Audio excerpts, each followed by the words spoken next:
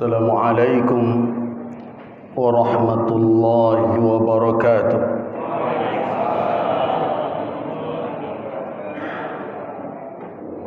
Alhamdulillahilladzi hadana lil Islam wa faddalana bihi ala jami'il anam. Ashhadu an la ilaha illallah rabbud dayyan wa ashhadu anna Muhammadan abduhu wa rasuluh wa khatamu anbiya'ihi wa rusulihi wa huwa khairul khitam. Allahumma salli wa sallim ala abdika wa rasulika wa habibika Muhammadin wa ala alihi wa ashabihi atamma as-salati was-salam, amma ba'du.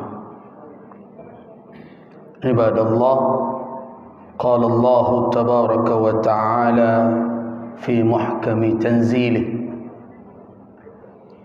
wa ma Muhammadun illa rasulun qad khalat min qablihi ar-rusul afa immata aw qutila inqalabtum ala a'qabikum wa man yanqalib ala aqibaihi falan yadurrallaha syai'a wa sayajzillahu syakirin. Sadaqallahul azim. Bapak Bupati, Bapak Wakil Bupati, Bapak Sekda, unsur Forkopimda, seluruh jajaran pemerintahan Kabupaten Solok Selatan, di samping penghormatan, kami iringkan doa semoga bapak-bapak semua senantiasa di dalam inayah dan rahmat Allah Subhanahu wa ta'ala dalam memikul amanah dan tanggung jawab yang berat. Semoga diringankan beban tugas, disukseskan dalam meraih harapan dan cita-cita demi kemaslahatan masyarakat dan umat di kabupaten ini. Amin ya rabbal alamin. Para buya, pimpinan Majelis Ulama Indonesia Kabupaten Solok Selatan, seluruh hadirin dan hadirat rahimakumullah. Saya juga merasakan rasa penghormatan dan kemuliaan para ulama di Solok Selatan ini dan berdoa semoga tugas-tugas keulamaan yang dipikul hendaknya senantiasa dicurahkan oleh Allah kepada kita semua pertolongan maunahnya, sehingga tugas yang berat itu tidak menjadi penyesalan kelak di hari kiamat karena kita lalai dalam menjalankannya. Amin ya rabbal alamin. Bupati dan seluruh hadirin, saya semenjak kemarin Bupati sibuk mencari topik ceramah, tidak bertemu-temu. Karena ketika dihubungi, saya tidak mendapat rincian judul saya mengaji apa. Katanya Maulid Nabi, Bu ya. Iya, tapi apa? Akhirnya saya coba cari-cari dari kemarin sampai tadi pagi belum berjumpa-jumpa apa yang akan saya ceramahkan. Untunglah tadi qari kita membacakan ayat lumrah dan biasa dibacakan. Kemudian juga ada hadis tadi yang dibacakan, ulama warasatul anbiya, hadis riwayat Imam At-Tirmizi dan Imam Abu Daud dari Abi Darda. Ayat tadi ada surat Al-Ahzab ayat 21. Akhirnya terbersit dalam hati saya berceramah ini sajalah gitu. Apa yang terfikir oleh saya ketika bicara tentang Maulid Nabi? ada suatu fakta yang tidak bisa kita bantah, bahwa Nabi Muhammad sallallahu alaihi wasallam tidak lagi ada bersama kita secara fisik. Siapa yang membantahnya itu? Tidak ada. Beliau telah tiada. Namun di sisi lain, dalam ayat tadi Allah Subhanahu wa taala mengatakan, laqad kana lakum fi rasulillahi uswatun hasanah. Sesungguhnya untuk kamu sekalian, kum di situ ada yang mengatakan kamu di situ adalah ummatuhu, kaum muslimin. Tapi ada yang mengatakan bahawa Nabi itu tidak menjadi qudwah hanya untuk kaum muslimin saja. Siapapun manusia meniru beliau, maka berarti dia telah meniru tauladan terbaik, jaminan dari Allah Subhanahu wa taala. Nah, pertanyaannya adalah, berarti kita disuruh meniru seorang manusia yang diutus sebagai rasul, dijamin sebagai tauladan yang baik, tapi tidak ada lagi di tengah kita secara fisik. Kita tidak melihat beliau lagi dengan mata kepala kita. Kita tidak mendengarkan lagi beliau berbicara dengan telinga kita. Dan kita tidak bisa berdampingan secara fisik, bergaul dengan beliau di alam nyata seperti sekarang. Pertanyaannya, bagaimana kita mentauladani yang telah tiada secara fisik itu? Nah, menjawab pertanyaan itu melintas dalam fikiran saya tadi ketika duduk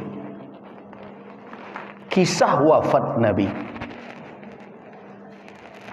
Diriwayatkan bahwa ketika Rasulullah wafat, di saat beliau sedang sakit, sakit beliau terlihat mulai membaik. Di saat beliau sedang sakit itu, para sahabat hampir tidak meninggalkan Masjid Nabawi, khawatir terjadi apa-apa dengan Rasul. Tapi pagi itu terlihat kondisi Rasul mulai tampak agak sehat. Nah, orang kita sering mengatakan orang kepai itu acuk mengicuh. Akhirnya sahabat-sahabat dekat, di antaranya Abu Bakar As-Siddiq radhiyallahu anhu, Umar bin Al-Khattab radhiyallahu anhu, meninggalkan Masjid Nabawi, pulang ke rumah istri karena sudah sekian lama bertahan mempersamai atau mendampingi Rasulullah sallallahu alaihi wasallam. Walaupun Rasulullah dirawat di dalam kamar Aisyah Ummul Mukminin, tapi para sahabat tetap saja berada di masjid beliau. Dalam keadaan tidak hadirnya dua sahabat inilah Rasulullah berpulang ke Ar-Rafiqil A'la. Kalau bisalah kita membayangkan orang kehilangan yang paling dicintainya, para sahabat merasakan lebih dari itu. Rasulullah wafat sebagaimana ungkapan Abu Hurairah dan lain-lain, tidak ada dunia terasa segelap itu di Madinah melainkan di hari wafatnya Nabi.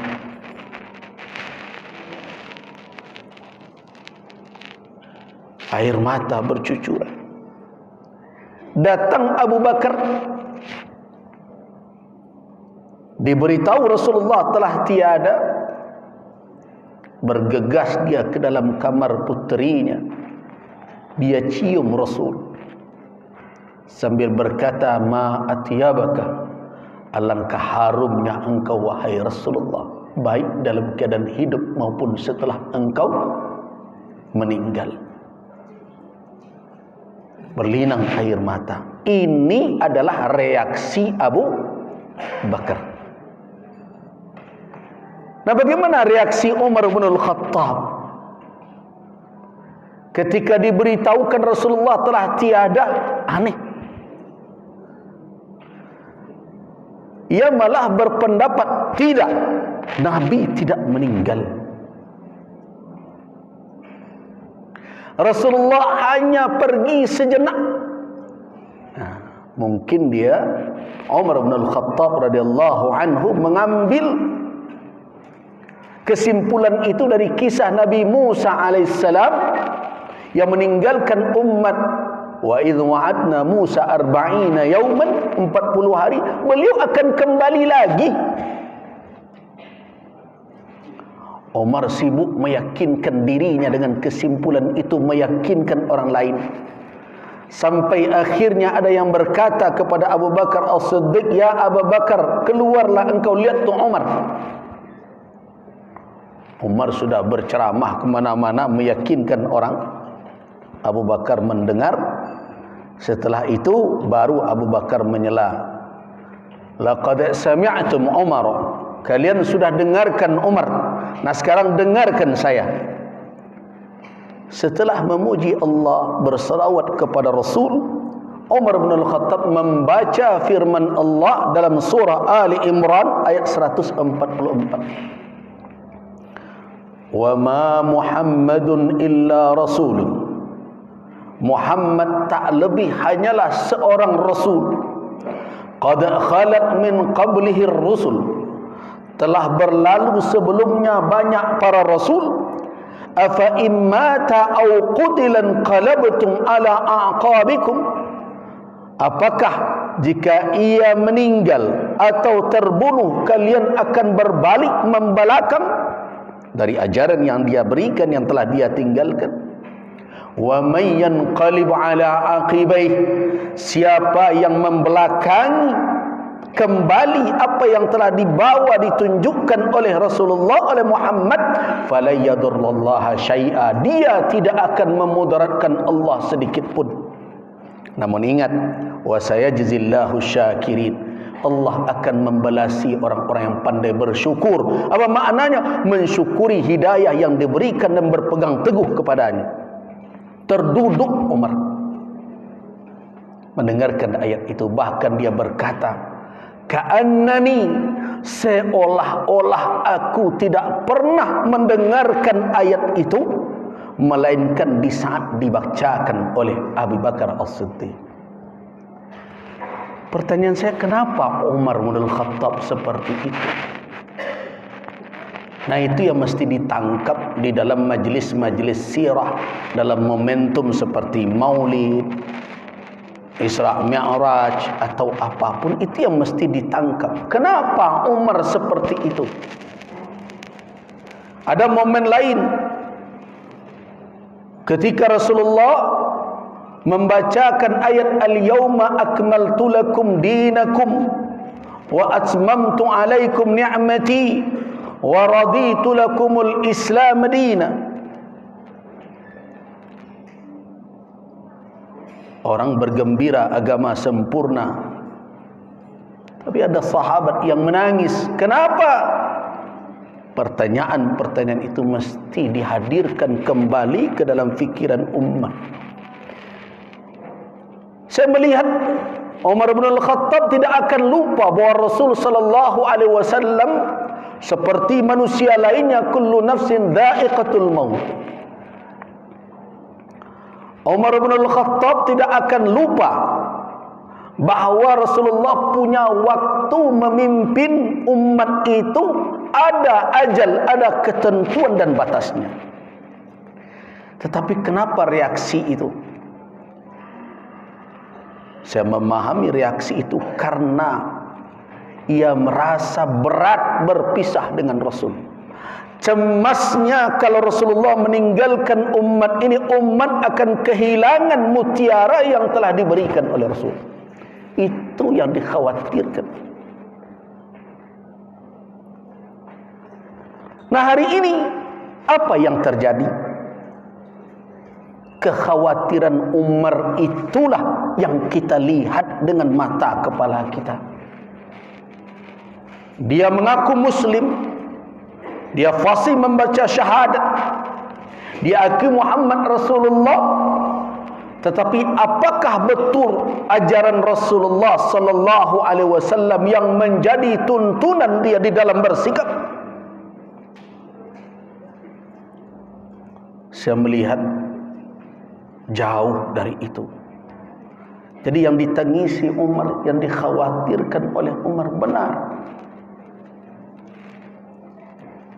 Rasul telah lama meninggalkan kita. Banyak kita yang tidak kenal apa yang beliau pesankan. Paling kita sekarang ini berbicara petunjuk beliau kalau berada di rumah Allah, di masjid, heboh bertengkar perkara menunjuk tasyahud saja. Sekian kali pengajiannya, naik katih, turun balik atau tagang saja, atau diputar-putar, heboh. Apakah menjadikan Rasulullah sebagai qudwah terbatas di dalam lingkaran masjid saja? Di bawah payung atau atap madrasah saja? Apakah cukup menjadikan Rasul sebagai sanjungan kita di dalam majlis-majlis kajian saja? Tidak. Makanya saya tadi teringat ayat surat Al-Ahzab itu. Di situ ada kata fi. Walaqad kana lakum fi Rasulillah. Kata orang ahli bahasa Arab, fi itu huruf jar, maknanya zarfiyah, bisa haqiqiyah, bisa ma'nawiyah. Tetapi ada makna lain, yaitu lil wi'a. Apa itu wi'a? Kantong. Artinya apa? Bahwa ketauladanan itu hanya ada kalau akan mendapatkan jaminan terbaik, mentauladaninya dikantongi hanya oleh Rasul.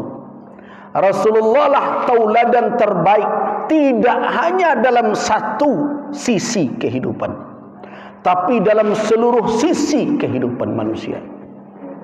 Nah, sekarang kita sedang berusaha, ini tugas majelis ulama, tugas para ulama yang berat. Bagaimana menjelaskan ini kepada umat, bahwa Rasul sallallahu alaihi wasallam tidak hanya berbicara perkara kaifiat salat, tapi juga berbicara tentang kaifiat menata pendidikan. Coba lihat hari ini, saya sering mendengarkan ada orang memberikan resep mendidik anak. Anak tidak boleh ditegur, biarkan saja dia tumbuh. Akhirnya sekarang anak itu mengapa saja. Mungkin kalau dibawa kan tu Pak Pati, mungkin nyojangkaunya sadonya bercalik saja. Nah, katanya pendidikan yang baik tidak boleh ditegur-tegur, dibiarkan saja. Akhirnya anak tumbuh pantang ditegur sekarang. Bukankah di dalam Islam ketika anak mulai mumayyiz itu istilah orang fikih, dalam bahasa kita orang yang sudah mengerti mudarat dan manfaat, membedakan maslahah dan mafsadah, lah tahu nyo an ke membayon diri nyo an ke paguna untuk nyo, ketika itulah disuruh nyo melakukan salat, suruh sudah berhak. Muru auladakum, dia belum balik. Dia belum balik, tapi sudah diperintah muru auladakum. Dia memang tidak wajib solat, tetapi orang tua walinya wajib menyuruh. Di kewajiban tidak tertuju kepada anak, tapi tertuju kepada orang tua dan waliul amr. Suruh. Kalau umur 10 tahun belum juga lagi melakukan udribuhum alaiha, tegakkan disiplin atasnya. Kalau perlu pukul, tapi bukan mubarrih, bukan mencacatkan, bukan menyakiti.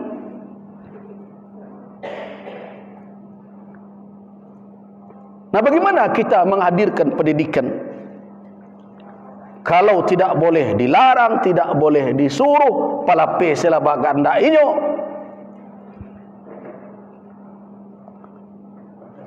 Bagaimana peran masyarakat di dalam membina?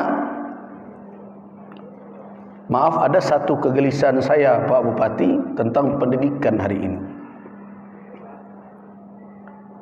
yaitu pendidikan ini dimonopoli oleh lembaga resmi semuanya.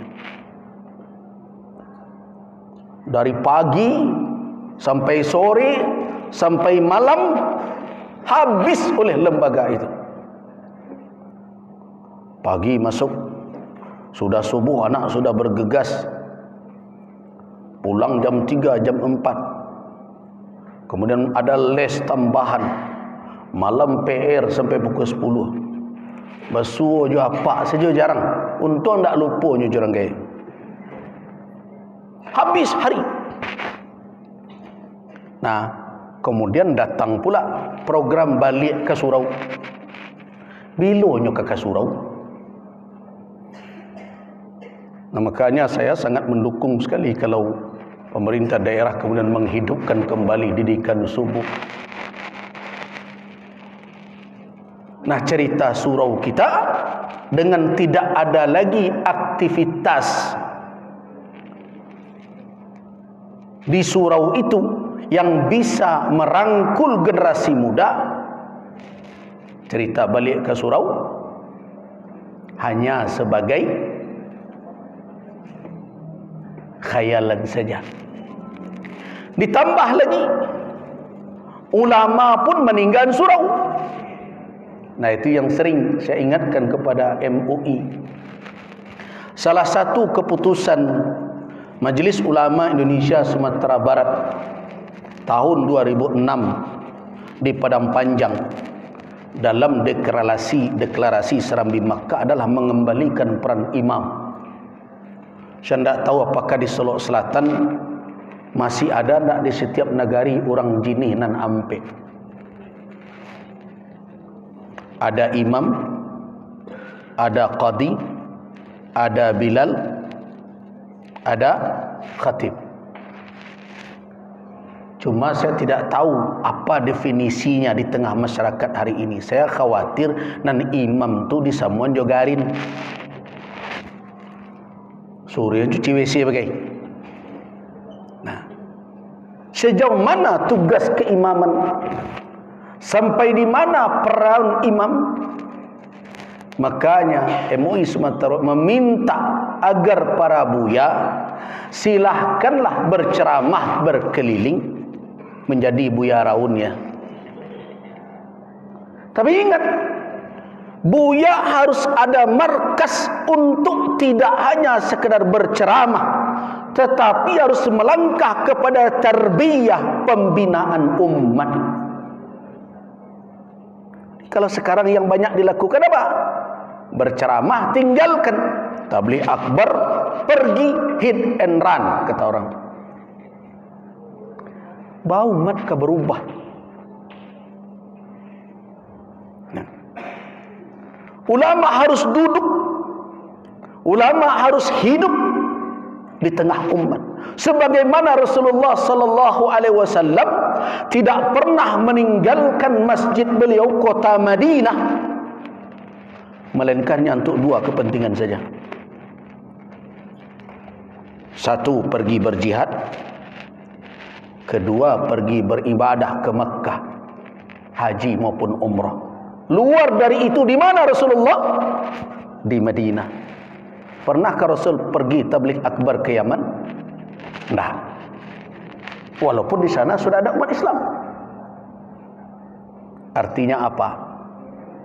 Saya sering mengumpamakan begini, Pak Bupati, Pak Wabub, membina umatku serupa jo orang batanak nasi dengan kayu api.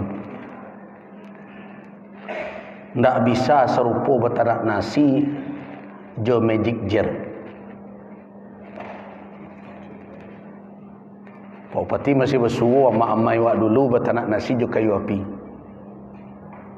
Bapilih kayunya. Kalau nan basah, berjamu dulu.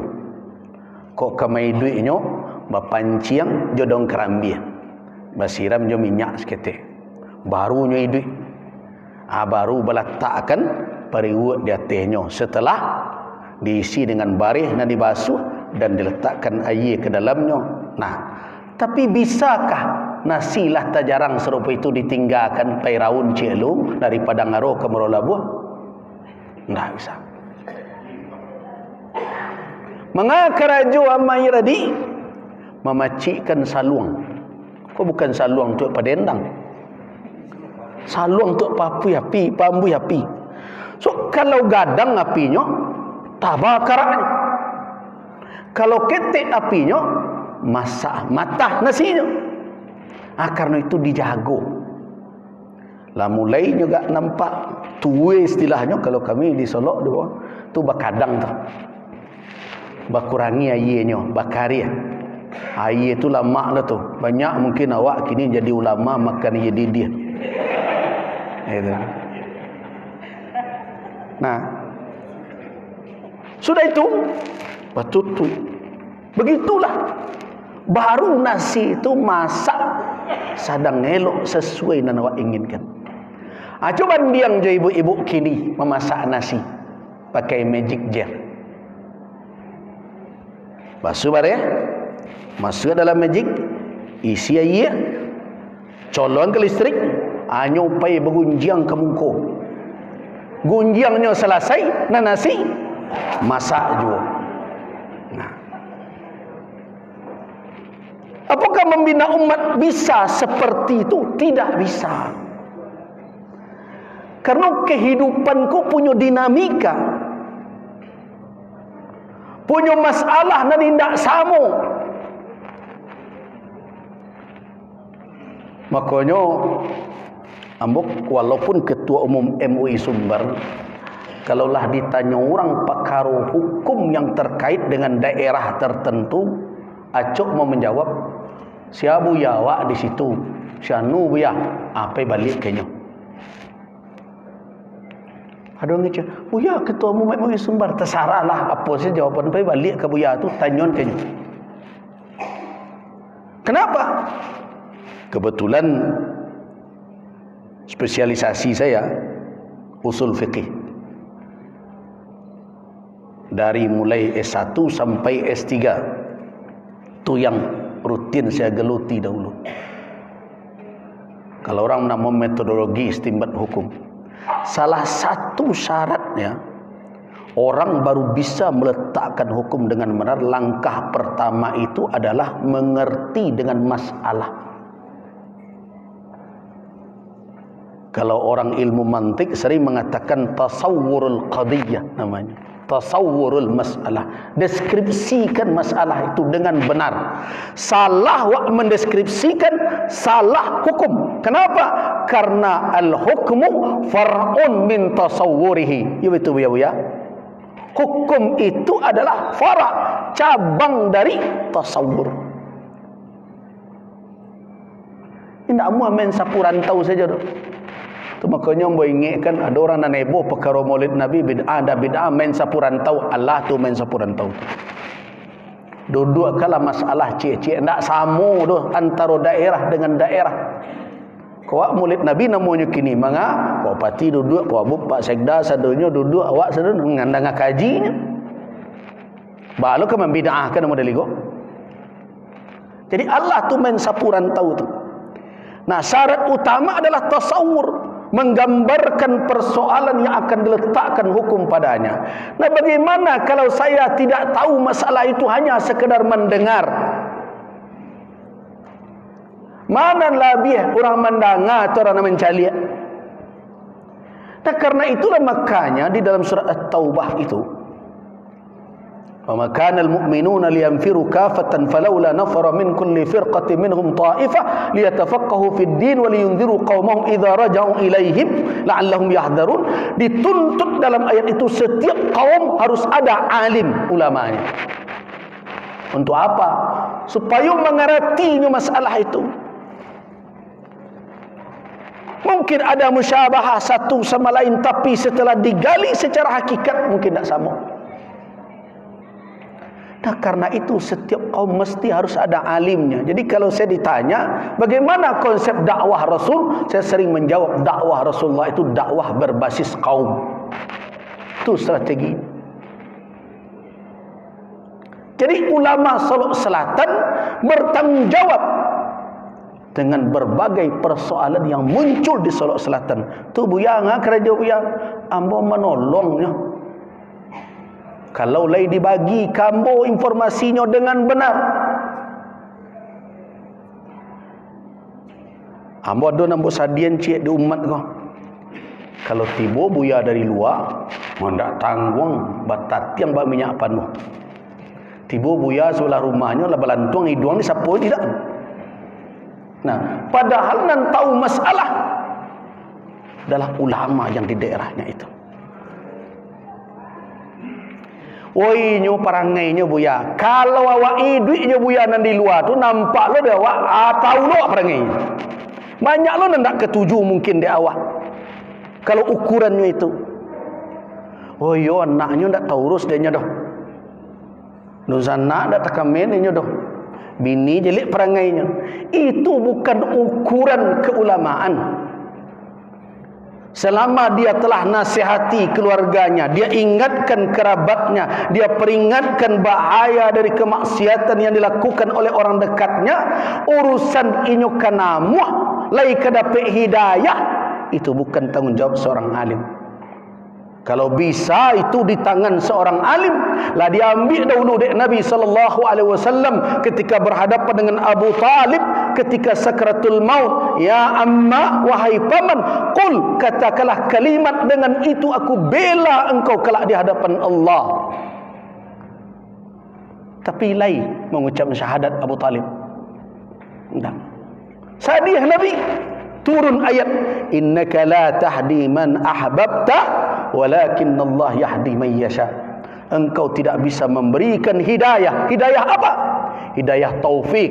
Tak bisa engkau berikan. Allah itu yang punya kewenangan. Kalau alasan anaknya, dosa anaknya, bukan hanya ulama sudah ditolak, amuh kenabian kena tolak begitu. Begitu itu Nabi Ibrahim, apanya? Nabi Nuh, anaknya. Nabi Lut, bininya. Rasulullah, pamannya. Abu Lahab, Abu Talib. Jadi karena itu saya menghimbau kepada umat seluruh komponen di negeri ini, kita perlu kehadiran ulama di negeri kita. Kita tidak bisa mengandalkan ulama dari luar sana, termasuk saya, walaupun ketua MUI Sumatera Barat. Tu makanya kalau berceramah ambo gak kurang-kurangi kadang menyampaikan fatwa, kecuali nan fatwa umum. Nalah dibahas dan dikaji. Ada lo kawan sekali ceramah 10 fatwa keluar. Nah, tolong sete bersabarlah. Ingat, ajra'ukum 'alal futya, nampal yang berani berfatwa, ajra'ukum 'alan nar. Berarti yang berani masuk neraka itu jadi hati-hati. Jadi jangan malu lo buya-buya kalau umat bertanya ndak tahu, wak kecil saya ndak tahu. Kau hukum buya, ayo ndak tahu mau mengaji lah mau balik lo. Wah itu ndak buya, ndak lah mau kena minta panggil buya. Nah, ndak usah wak pasukan diri. Sebab ada apa kata para ulama? Idza nasiyal alimu kalimata la adri usibat maqatiluhu. Kalau seorang alim lah lupa jo kata ndak tahu, itu sudah terkena titik kematiannya. Itulah tamek riwayatnya tu. Makanya ada diriwayatkan dari Ibnu Mas'ud, man ajaba, siapa atau man afta, siapa saja yang berfatwa dalam setiap persoalan, tahunya sadonyo, innahu laisa bi'alimin, tu ndak alim, innahu majnun, tu orang gila tu. Tidak bisa. Dia mengkaji sesuatu harus dengan tenang, dudukkan masalah. Nah karena itu saya berharap betul kepada ulama di daerah. Mari kita berbagi keilmuan. saling berbagi informasi, sehingga kita saling menguatkan. Apalagi di ranah Minang hari ini, sebagai Ketua MUI Sumatera Barat, saya merasakan betul bagaimana orang tidak semuanya menyenangi apa yang sering kita dengung-dengungkan. Adat bersandi syarak, syarak bersandi kitabullah, syarak mengatur, adat memakai. Tidak semua orang. Dengan berbagai cara. Karena itu saya coba bertahan dengan segenap kemampuan.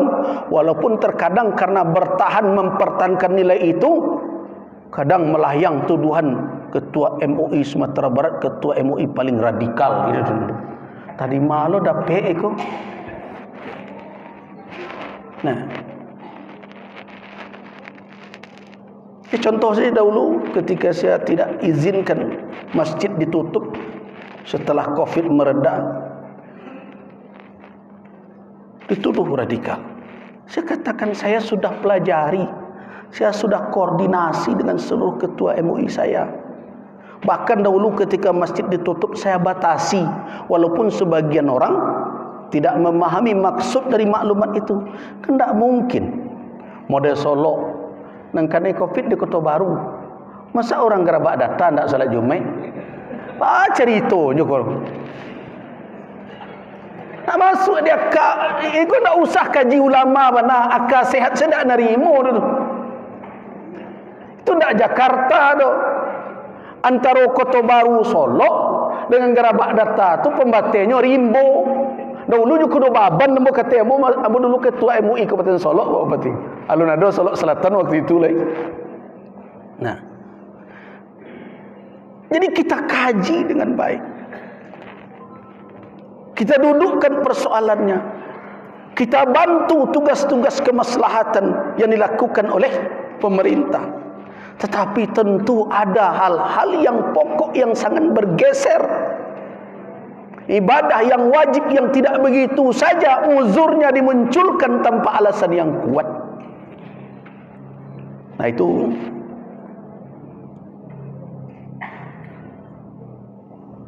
jadi tugas keulamaan bukan tugas ringan. Nah karena itulah makanya MUI menggerakkan kembali balik basurau namanya. Bukan balik ke surau. Kalau ke buya-buya kecem balik ke surau, amuh kan ibu lalang wak bantu dak ke surau kami Assalamualaikum. Balik basurau. Makna basurau silahkan keliling, ndak ditagahan dah. Tapi di masurau buya. Di situ binalah umat. Ndak hanya makan ceramahi saja dah. Ketahui keadaannya. Umat kau ndak hanya butuh kadang kaji sabar. Sekalinya mengadu, duit susah, anak ke sekolah, sabar ya bu, innallah ma'as sabirin. Tu sekali dapat kaji tu jadi buya. Nah, yang kedua ngadulunya lihat dia koyo payah buya, utanglah diminta orang. Kaji yang kedua sabar ya bu. Nah, dua kali dapat kaji tu lainnya terima tapi karuikan yang lebih tambah tu. Jadi buya. Kaji yang ketiga sabar je lain. Tak kanyang dan dek sabar buya. Itu jawabnya lain. Nah, berarti seorang buya dia harus bisa setidaknya memberikan apa langkah-langkah yang patut sehingga persoalan umat tidak hanya urusan akhirat tapi urusan dunia. Si buya-buya ke menjawab kamu, yo kami dah do piti. Yang kan piti awak banyak, cuma ndak disaku awak. Ado disaku Pak Pati bisa awak minta apa peti ke orang susah situ jadi. Ado di saku Basnas sebagai, ado di suku Mano sebagai. Nah itulah peran keulamaan. Jadi dengan itu tugas dakwah berjalan menurut strategi yang komplit. Bukan hanya dalam bentuk tau'iyah, ceramah. Nyo kalau acokna diceramahi tak nampak wujudnya, lama-lama bosan. Tu karakter manusia tu. Sama awak jo anak. Tu sebentar. Apa lain yang ditagan tu dah lu tersuwo tu. Aja merokok je dak. Tu sudah menaganya merokok. Tolong balik pak rokok kadai dah sungki lagi. Nah tu sekali dua kali. Kali ketiga anak lah buat kesimpulan. Surang, dia lah ledak nampak dia apa dan dia cuba saja. Jadi perlu ada langkah-langkah itu. Saya berharap MUI Solok Selatan, Pemda, mari kita bersama-sama insya-Allah. Pak Bupati terima kasih telah memfasilitasi pengukuhan, Pak Wabub juga, Pak Sekda, seluruhnya. Semua ini adalah untuk masyarakat, untuk umat. Ulama tidak punya kepentingan apapun. Ingat, salah satu yang perlu dijaga di Sumatera Barat adalah komitmen. Majelis Ulama Indonesia, saya tidak mau membawa di luar kewenangan saya, cukup Sumatera Barat, tidak berafiliasi kepada partai politik manapun. Majelis Ulama Indonesia tidak bergerak di dalam politik jabatan, tetapi dia hanya lurus berjalan dalam politik keumatan. Nah, karena itu lahirlah nanti dari Majelis Ulama tausiah, arahan, koordinasi, komunikasi. Kalau perlu demi sayang kita kepada pemimpin mesti harus ditegur. Tapi bukan karena benci. Sayang. Samo bak sayang kanak. Sayang kanak kecil orang awak sekali-sekali dilacuti. Begitu ulama. Mana kok ulama di Minangkabau diimbau buya, setelah dahulu diimbau syekh, sebelumnya diimbau inyik dan berbagai macam. Kenapa dipanggil buya? Buya itu kan dari bahasa Arab abi, kemudian menjadi bahasa pasaran abuya. Kemudian singkir dia awak jadi buya, hilang a-nya, artinya bapakku. Kenapa panggilan itu yang dipopulerkan? Bahkan pernah ada keputusan MUI Sumatera Barat, kalau dapat pengurus Majelis Ulama sudah mempopulerkan kembali panggilan buya itu sesama mereka, sebagaimana orang di luar mempopulerkan gelar tuan guru, gelar kiai dan berbagai macam. Di Sumatera Barat gelar buya yang dipopuler. Kenapa? Ada latar belakangnya agar hubungan ulama dengan umat ini siapapun, pemimpinnya kah, rakyatnya kah, bagaikan hubungan bapak dengan anak. Sayang. Karena sayang itulah makanya anak kalaulah kata longsong melompek ke dalam ngarai, tarik pinggangnya, jangan. Seperti Nabi SAW mengatakan, innama masali, perumpamaanku, wa masalul ladzi ji'tu bih, dan perumpamaan ajaran yang aku bawa, kamasali rajulin, bagaikan seorang laki-laki istauqada nara, menghidupkan api unggun. Ketika api lah berkobar, faja'alal farras wad dawwa, tiba-tiba kupu-kupu, rayap semuanya menghamburkan diri ke dalam api, dek tarang tampak adanya, nyo sangko kesanang di dalam. Fa ana akhidhum bihujazikum, aku mengambil pinggang kalian, menarik pinggang kalian supaya jangan melompek pula ke dalam api. Itu tugas ulama. Itu yang dikatakan pewaris Nabi dengan tugas-tugasnya itu. Nah, mudah-mudahan dengan itu kita selamat, pemimpin kita selamat, ulama selamat, umat selamat.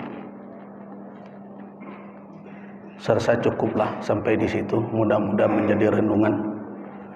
Dan mohon maaf karena dalam berceramah indak tegalak apa-apa dari ibu mungkinlah panik sampai keluar demikian. Tapi mudah-mudahan ayam sampaikan menjadi perenungan bagi kita semua, bagi saya, bagi kawan-kawan MUI Sumatera Barat, bagi para pemimpin kita. Kenapa? Karena memang hidup kita ini supaya selamat harus hidup di dalam saling berwasiat dan bernasihat. Banyak maaf Pak Bupati, selamat sekali lagi. Semoga tetap sehat dan sukses. Pak Wabub, Pak Sekda, Pak Forkopimda, Pak Ketua DPRD, seluruhnya, Buya-buya, selamat bertugas. Walaupun tidak menyangkut dengan pengukuhan tugas itu. Keulamaan tidak bergantung SK, tetapi karena ini kelembagaan, alhamdulillah hari ini kalau ada masih yang ragu-ragu, silahkan segera bergerak. Umat menunggu. Dan saya mohon maaf tadi, komisi-komisi tidak saya kukuhkan. Kenapa? Kewenangan Ustaz Buya Ali Basri mengukuhkan komisi-komisi karena SK beliau yang mengeluarkan. Jadi tugas saya mengukuhkan Dewan Pimpinan dan Ketua Dewan Pertimbangan, anggota Dewan Pertimbangan. Mohon agar Dewan Pimpinan kita ini senantiasa diberikan masukan dan pertimbangan untuk kemaslahatan umat. Buya-buya tidak saya izinkan tadi didirikan karena ada sebagian orang Dewan Pertimbangannya nyebolo ke mungko suruh tagak, masa ya buya-buya tua awak ke dikukuh-kukuhkan seperti itu. Nah karena itu Dewan Pertimbangan kami hormati, kami terima kasih, dan saya titip Majelis Ulama Solok Selatan, Pak Bupati juga terima kasih sekali lagi. Waffaqanallahu wa iyyakum lima yuhibbu wa yarda, wa billahi taufiq wal hidayah. Wassalamualaikum warahmatullahi wabarakatuh.